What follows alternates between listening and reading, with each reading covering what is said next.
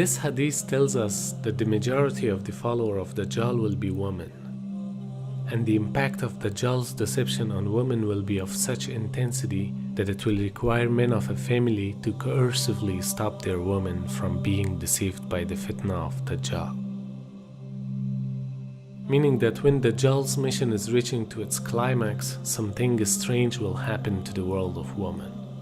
A great progressive deception in the world is under the process today, which will cause the woman to reach to a point that when they see Dajjal, they will go out and join him. And this deception is hidden behind a phenomenon called feminism. It doesn't mean that every woman is being deceived by Dajjal, because there are Muslim sisters who are much better in their beliefs than most of the men. But it means that the most of the followers of Dajjal are women who came under the influence of Dajjal's deception in a way that they are being brainwashed and lose the capacity of rational thinking. They believe whatever is being presented to them by Dajjal or his followers, and that's how these women go out and join him. Therefore, they become like robots in the hands of Dajjal. Now, when we look at the issues of feminism, we have to understand that feminism in the West is quite different from what many of you might think feminism is as Muslims. Because the background, the history which produced feminism in the West is different from the background for Muslims. There are some rights which Western feminism has introduced which are anti-family, which are really anti-femininity, which promote lesbianism and other deviant behaviors and practices. This has become chartered in the UN. In their women's conferences, these are being promoted. The boundaries of what was just fair and just. It now shifted into radical feminism, which identified men as being the enemy. They talk about the patriarchal society, that the only way women are going to be truly free is if they divorce themselves from men. Practically. Especially now with technology, women can have a baby without the direct intervention of a man. They have sperm banks where you just make the arrangements, you get it, and you can have a child. So they say we don't need men. Of course, they still need the men to provide the sperm. So it's not that you don't need men, right? But the point is that even marriage now was being looked at as being a place of oppression of women. Because the idea that the man, is the head of the family and all this, no. They looked at that as being oppression. So they have launched an attack on the family itself. And this is what has now dominated the women's conferences that are connected with the UN, etc. The American and European feminists, they have dominated the discussion.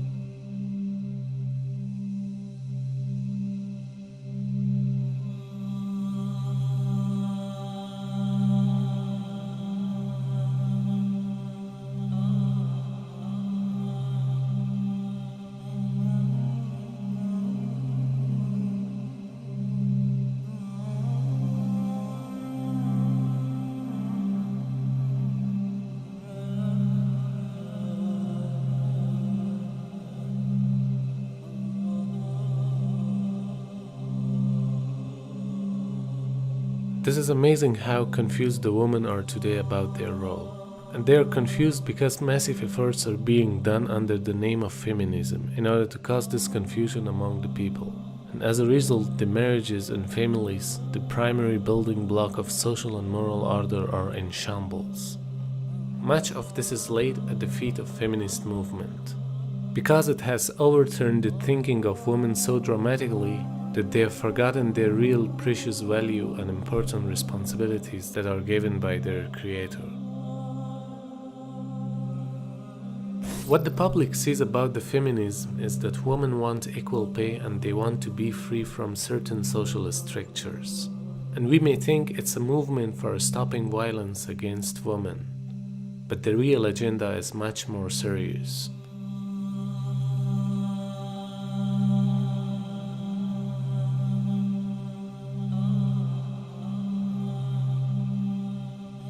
This is our prophet speaking. And he said, you will see Mirka Subyan, young people having massive wealth. Like Zuckerberg is a multi-billionaire before he was 30.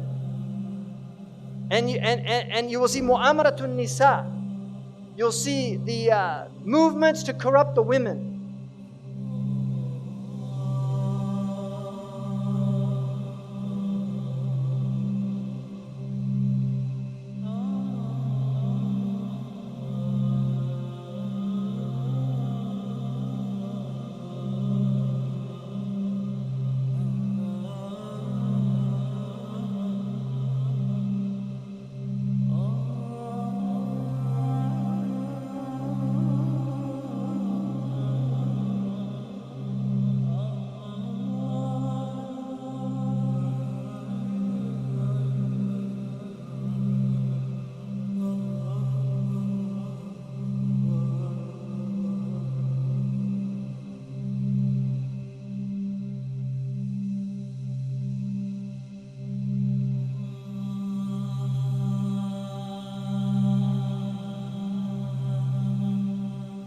Well, one of the things they told me was that he was at the house one night, and we were talking, and he started laughing. He said, "Aaron, what do you think women's liberation was about?" And I said, I had pretty conventional thinking about it at that point. I said, I think it's about women having the right to work, getting equal pay with men, just like they won the right to vote, you know? And he started to laugh. He said, "You're an idiot." And I said, "Why am I an idiot?" He said, let me tell you what that was about. We, the Rockefellers, funded that. We funded Women's Lib, you know? And we're the ones who got all over the newspapers and television, the Rockefeller Foundation. He says, and you want to know why? He says, there were two primary reasons. And they were, one reason was we couldn't tax half the population before Women's Lib. And the second reason was, now we get the kids in school at an early age. We can indoctrinate the kids how to think. It breaks up the family. The kids start looking at the state as the family, as the school, as the officials, as their family, not as the parents teaching them. And so those are the two primary reasons for Women's Lib, which I thought up to that point was a noble thing. You know, when I saw their intentions behind it, where they were coming from when they created it, the thought of it, I saw the evil behind what I thought was a noble venture.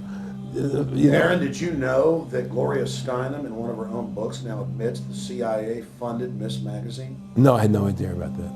No, I never heard that. Yeah, we're gonna. CIA funded Miss Magazine? Funded Miss Magazine with the stated goal of detaxing women and breaking up the family. No kidding. I never heard that. Well, Nick told me. I mean, I know it, but not because I know the CIA was involved in it. Well, Gloria Steinem was proud of it. Oh, the CIA wanted to help me help women. No kidding. So they funded it, yeah. And of course, it's divide and conquer. Right, and of course. What they do is they focus in, obviously, on real problems. Women were getting shafted in many ways, but the elite wasn't planning to help them. They were planning to really shaft them and take men away from them. The reason we have to take this movement seriously is because they constitute fortress. They constitute the speculations, the ideologies, the proud intellectualism that's erected in our society and has a formidable place. They're influencing the law, they're influencing the courts, and they have a massive influence on education. All you have to do is realize that this is how the university system thinks. That's where the school teachers are all trained, and you see how it filters all the way down through the educational system. They try to create laws, and we have to live by the laws that are obliterating all sense of moral and religious views. And their ideas are being taught through every possible medium, whether it's educational system or entertainment. And as a result, we have a brainwashed society which is following their evil ideologies.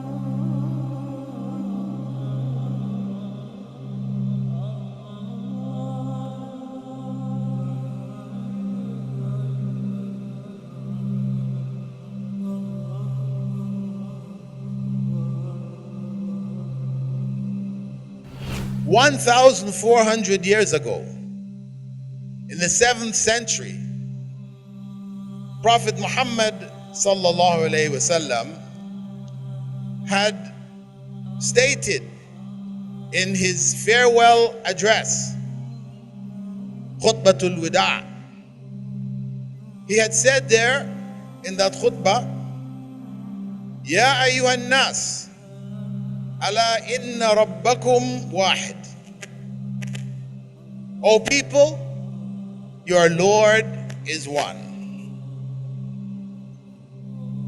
Wa inna abakum wahid. And your father is one. Ala la fadla li arabiyyin ala a'jamiyyin. By Allah, there is no superiority of an Arab over a non-Arab. Wala li'ajamiyyin ala arabiyyin, or for a non-Arab over an Arab. Wala li'ahmarin or ahmara ala aswada. And there is none for whites over blacks. Wala li aswada ala ahmar, nor for blacks over whites. Illa bittaqwa, except based on the fear of Allah. This statement 1,400 years ago is a statement of civil rights, a statement of equality, which was only reached by Western civilization in the 19th and 20th centuries. So we have a different background. Our laws are divinely revealed laws, revealed by the creator of this world and everything in it.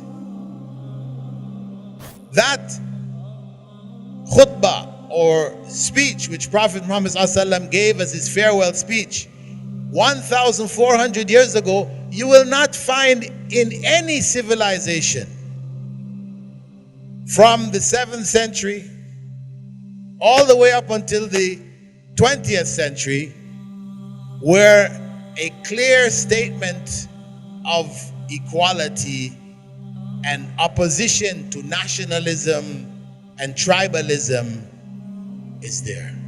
You will not find it.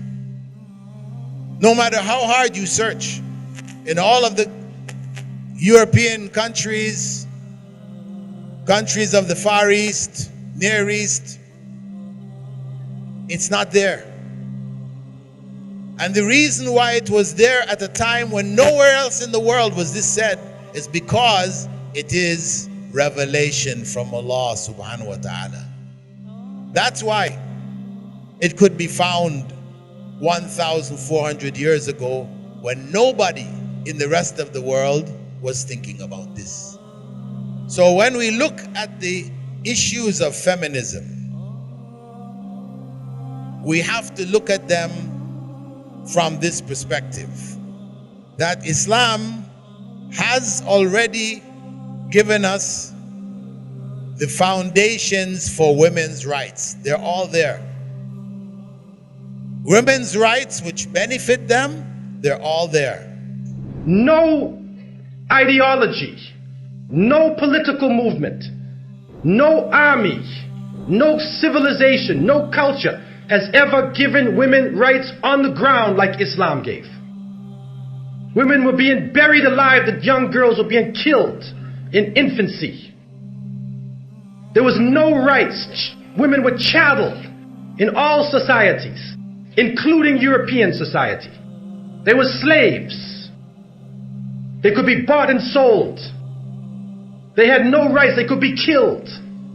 And then when Islam came, it gave them equal rights under the law. It also showed clearly that a woman has a soul. Now this might sound strange. And Allah subhanahu wa ta'ala tells us, Kullu nafsin bima kasabat rahina. Every soul will be held responsible for its deeds. Now that might sound strange. Why are we saying women have a soul? We understand that. But the Christian church in the 20th century was asked, do women have souls? And many of the priests and ministers said, no. They're soulless creatures. Up until the 20th century. Islam also gave property rights to women. That she can have her own property. That the mahar, this dowry, which is supposed to be an amount of wealth that has some meaning to it, not necessarily something just symbolic, not a trifling thing, not a bribe for the father, but something which is of meaning. That is the property of the woman. And Islam established these property rights. And so, up until today, she has the right to her own property. And she has the right for her own bank account.